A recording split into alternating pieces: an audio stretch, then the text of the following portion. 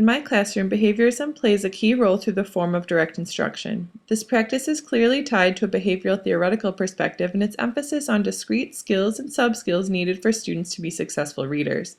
When we worked on plot, for example, I provided direct instruction on the different elements of plot and offered examples of them before asking students to identify elements of plot in The Most Dangerous Game and complete a plot diagram. I also used direct instruction when introducing internal rhyme, end rhyme, and rhyme scheme during my first lesson on the Raven. I introduced these key terms, went over their definitions, and provided examples before asking students to identify examples of internal rhyme and end rhyme and label rhyme scheme.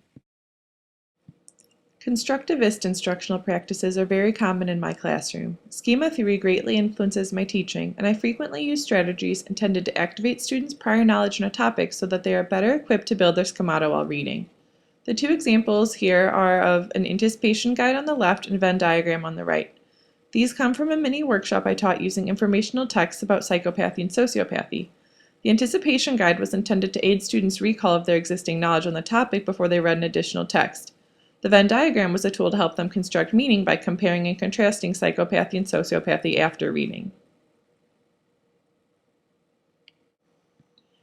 Guided reading is an instructional practice I utilize on a daily basis when working with small groups of students, and a major component of my approach is encouraging students to discuss what we are reading and push each other to make connections and inferences about the text.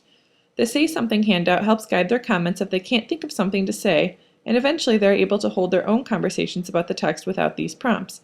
This is an example of social learning perspectives in action because it focuses on the impact social interaction has on their understanding of what they've read. Book club is another example of an instructional practice inspired by social learning perspectives. In book club, I give students the floor to lead the discussion on the book we're reading and the themes it brings up, and I take notes on everything they say so we can return to major ideas later on in the reading. These notes were taken during book club's reading of All the Bright Places.